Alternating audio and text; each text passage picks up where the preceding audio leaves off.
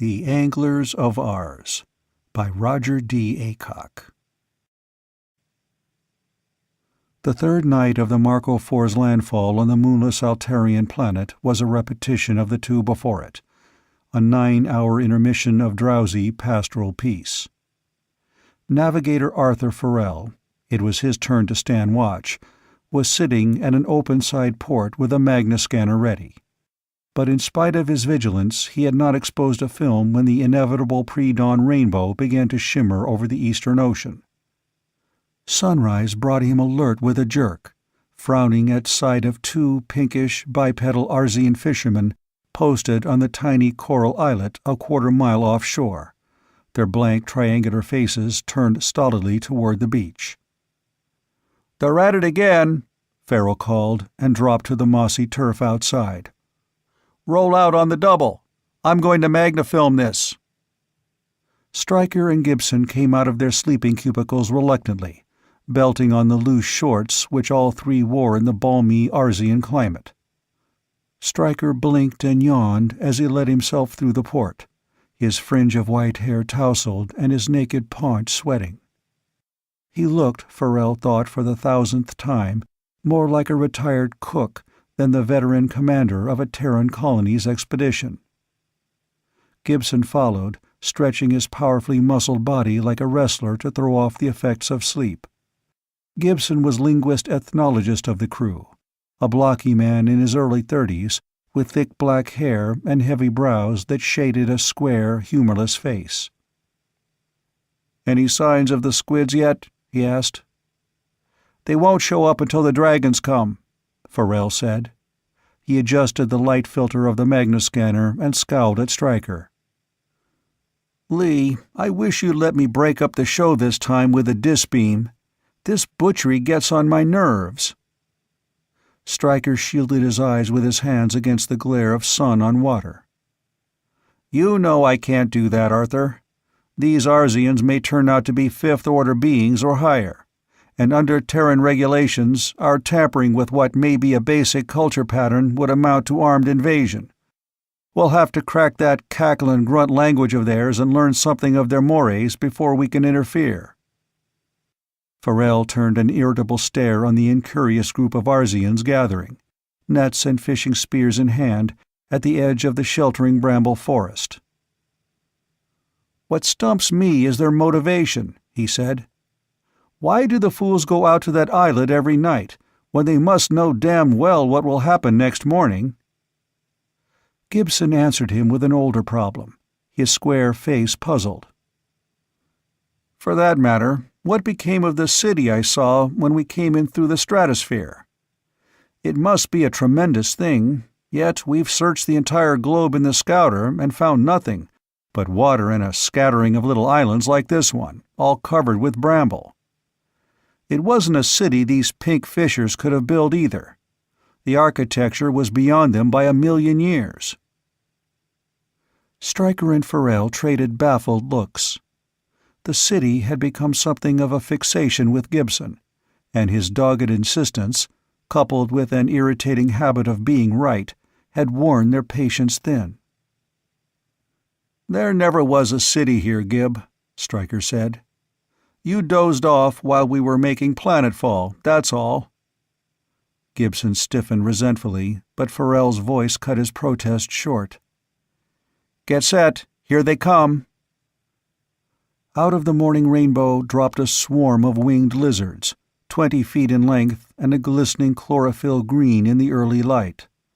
They stooped like hawks upon the islet offshore, bearing the two Arsian fishers instantly under their snapping, threshing bodies. Then, around the outcrop, the sea boiled whitely, churned to foam by a sudden uprushing of black, octopoid shapes. "The squids," Stryker grunted.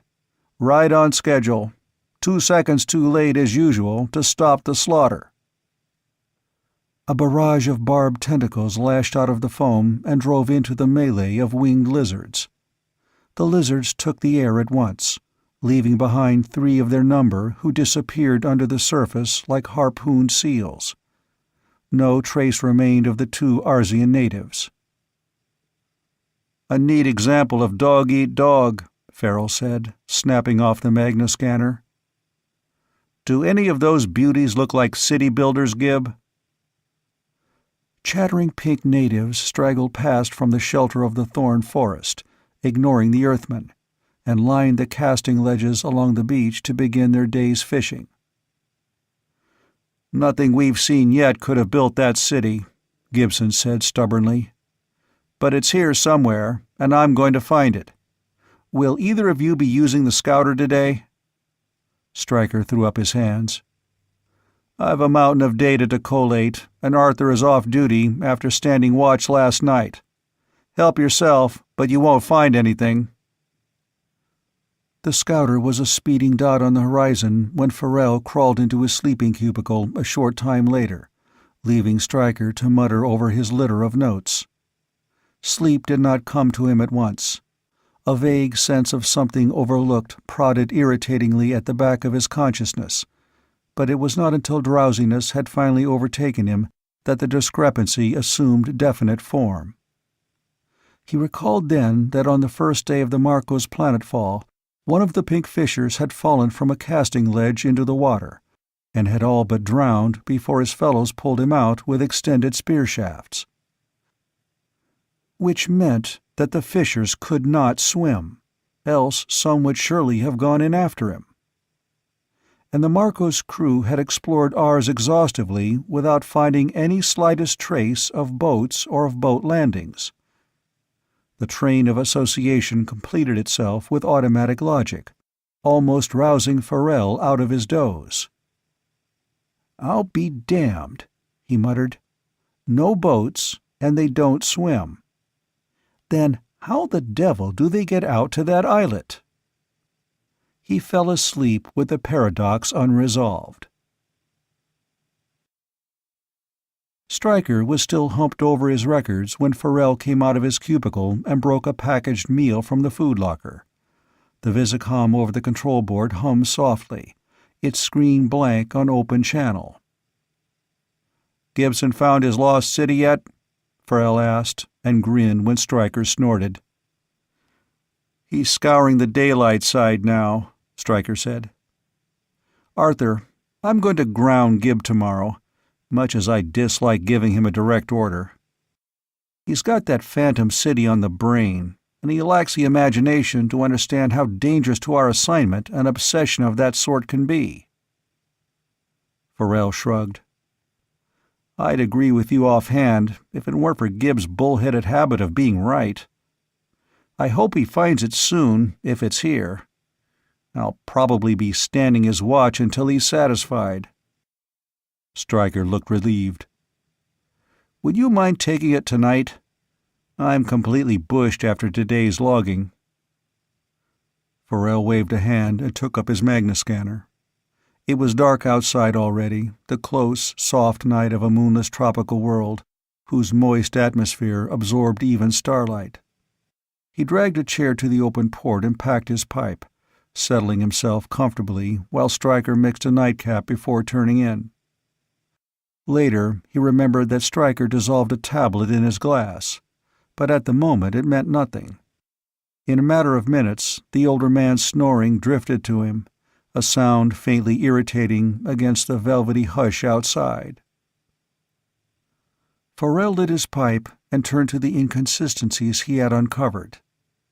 The Arzians did not swim, and without boats. It occurred to him then that there had been 2 of the pink fishers on the islet each morning, and the coincidence made him sit up suddenly, startled. Why 2? Why not 3 or 4, or only 1? He stepped out through the open lock and paced restlessly up and down the springy turf, feeling the ocean breeze soft on his face. 3 days of dull routine log work had built up a need for physical action that chafed his temper. He was intrigued and at the same time annoyed by the enigmatic relation that linked the Arzian fishers to the dragons and squids, and his desire to understand that relation was aggravated by the knowledge that ours could be a perfect world for Terran colonization. That is, he thought wryly, if Terran colonists could stomach the weird custom pursued by its natives of committing suicide in pairs. He went over again the improbable drama of the past 3 mornings, and found it not too unnatural until he came to the motivation and the means of transportation that placed the Arzians in pairs on the islet, when his whole fabric of speculation fell into a tangled snarl of inconsistencies. He gave it up finally. How could any Earthman rationalize the outlandish compulsions that actuated so alien a race? He went inside again, and the sound of Stryker's muffled snoring fanned his restlessness. He made his decision abruptly, laying aside the magna-scanner for a hand flash and a pocket-sized audiocom unit which he clipped to the belt of his shorts. He did not choose a weapon because he saw no need for one. The torch would show him how the natives reached the outcrop, and if he should need help the audiocom would summon Stryker. Investigating without Stryker's sanction was, strictly speaking, a breach of Terran regulations, but— "Damn Terran regulations," he muttered.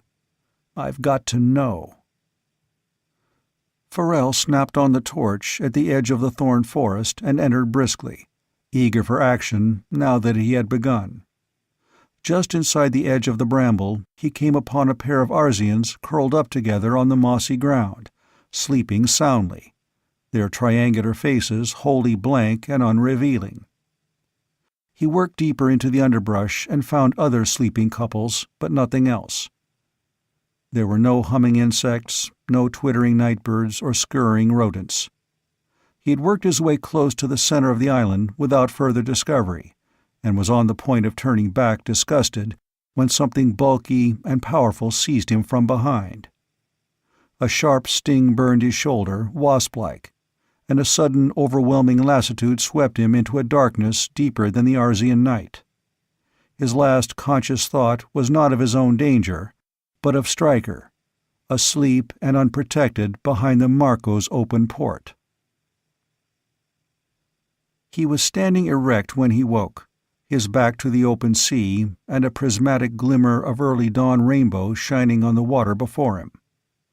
For a moment he was totally disoriented.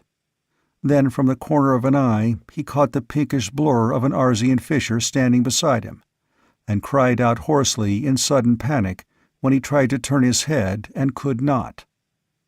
He was on the coral outcropping offshore, and except for the involuntary muscles of balance and respiration, his body was paralyzed. The first red glow of sunrise blurred the reflected rainbow at his feet, but for some seconds his shuttling mind was too busy to consider the danger of predicament. "Whatever brought me here anesthetized me first," he thought. "That sting in my shoulder was like a hypo needle." Panic seized him again when he remembered the green flying lizards. More seconds passed before he gained control of himself, sweating with the effort. He had to get help. If he could switch on the audiocom at his belt and call Stryker. He bent every ounce of his will toward raising his right hand, and failed. His arm was like a limb of lead, its inertia too great to budge. He relaxed the effort with a groan, sweating again when he saw a fiery half-disk of sun on the water, edges blurred and distorted by tiny surface ripples. On shore, he could see the Marco IV resting between thorn forest and beach, its silvered sides glistening with dew. The port was still open, and the empty carrier rack in the bow told him that Gibson had not yet returned with the scouter. He grew aware then that sensation was returning to him slowly, that the cold surface of the audiocom unit at his hip, unfelt before, was pressing against the inner curve of his elbow. He bent his will again toward motion. This time the arm tensed a little, enough to send hope flaring through him. If he could put pressure enough against the stud— the tiny click of its engaging sent him faint with relief. "Stryker!" he yelled. "Lee, roll out! Stryker!" The audiocom hummed gently, without answer.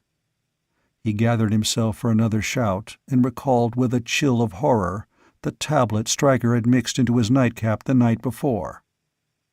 Worn out by his work, Stryker had made certain that he would not be easily disturbed. The flattened sun disk on the water brightened and grew rounder. Above its reflected glare, he caught a flicker of movement, a restless suggestion of flapping wings. He tried again. "Stryker, help me! I'm on the islet!" The audiocom crackled. The voice that answered was not Stryker's, but Gibson's. "Farrell, what the devil are you doing on that butcher's block?" Farrell fought down an insane desire to laugh. "Never mind that. Get here fast, Gib. The flying lizards." He broke off, seeing for the first time the octopods that ring the outcrop just under the surface of the water, waiting with barbed tentacles spread and yellow eyes studying him glassily. He heard the unmistakable flapping of wings behind and above him then, and thought with shock-born lucidity, "I wanted a backstage look at this show, and now I'm one of the cast." The scouter roared in from the west across the thorn forest, flashing so close above his head that he felt the wind of its passage. Almost instantly, he heard the shrilling blast of its emergency bowjets as Gibson met the lizard swarm head-on. Gibson's voice came tinnily from the audiocom. "Scattered them for the moment, Arthur. Blinded the whole crew with the exhaust, I think. Stand fast now. I'm going to pick you up." The scouter settled on the outcrop beside Farrell, so close that the hot wash of its exhaust gases scorched his bare legs. Gibson put out thick brown arms and hauled him inside like a straw man, ignoring the native. The scouter darted for shore, with Farrell lying across Gibson's knees in the cockpit, his head hanging half overside. Farrell had a last dizzy glimpse of the islet against the rush of green water below, and felt his shaky laugh of relief stick in his throat. 2 of the octopods were swimming strongly for shore, holding the rigid Arzian native carefully above the water between them. "Gib," Farrell croaked. "Gib, can you risk a look back? I think I've gone mad." The scouter swerved briefly as Gibson looked back. "You're all right, Arthur. Just hang on tight. I'll explain everything when we get you safe in the Marco." Farrell forced himself to relax, more relieved than alarmed by the painful pricking of returning sensation. "I might have known it, damn you," he said. "You found your lost city, didn't you?" Gibson sounded a little disgusted, as if he were still angry with himself over some private stupidity. "I'd have found it sooner if I'd had any brains. It was underwater, of course." In the Marco IV, Gibson routed Stryker out of his cubicle and mixed drinks around, leaving Farrell comfortably relaxed in the padded control chair. The paralysis was still wearing off slowly, easing Farrell's fear of being permanently disabled. "We never saw the city from the scouter because we didn't go high enough," Gibson said. "I realized that finally, remembering how they used high-altitude blimps during the first wars to spot submarines. And when I took the scouter up far enough, there it was, at the ocean bottom. A city to compare with anything men ever built." Stryker stared. A marine city? What use would sea creatures have for buildings? "None," Gibson said. "I think the city must have been built ages ago, by men or by a man-like race, judging from the architecture, and was submerged later by a sinking of land masses that killed off the original builders, and left ours nothing but an oversized archipelago. The squids took over then, and from all appearances, they have developed a culture of their own." "I don't see it," Stryker complained, shaking his head. "The pink fishers." "Are cattle, or less," Gibson finished. "The octopods are the dominant race, and they're so far above Fifth Order that we're completely out of bounds here. Under Terran regulations, we can't colonize ours. It would be an armed invasion." "Invasion of a squid world?" Farrell protested, baffled. "Why should surface colonization conflict with an undersea culture, Gib? Why couldn't we share the planet?" "Because the octopods own the islands too, and keep them policed," Gibson said patiently. "They even own the pink fishers. It was one of the squid people, making a dry land canvas of his preserve here to pick up a couple of victims for this morning's show that carried you off last night." "Behold a familiar pattern shaping up," Stryker said. He laughed suddenly, a great, irrepressible bellow of sound. "Ours is a squid's world, Arthur, don't you see? And like most civilized peoples, they're sportsmen. The flying lizards are the game they hunt, and they raise the pink fishers for—" Farrell swore in astonishment. "Then those poor devils are put out there deliberately, like worms on a hook, angling in reverse. No wonder I couldn't spot their motivation." Gibson got up and sealed the port, shutting out the soft morning breeze. "Colonization being out of the question, we may as well move on before the octopods get curious enough about us to make trouble. Do you feel up to the acceleration, Arthur?" Farrell and Stryker looked at each other, grinning. Farrell said, "You don't think I want to stick here and be used for bait again, do you?" He and Stryker were still grinning over it when Gibson, unamused, blasted the Marco IV free of ours.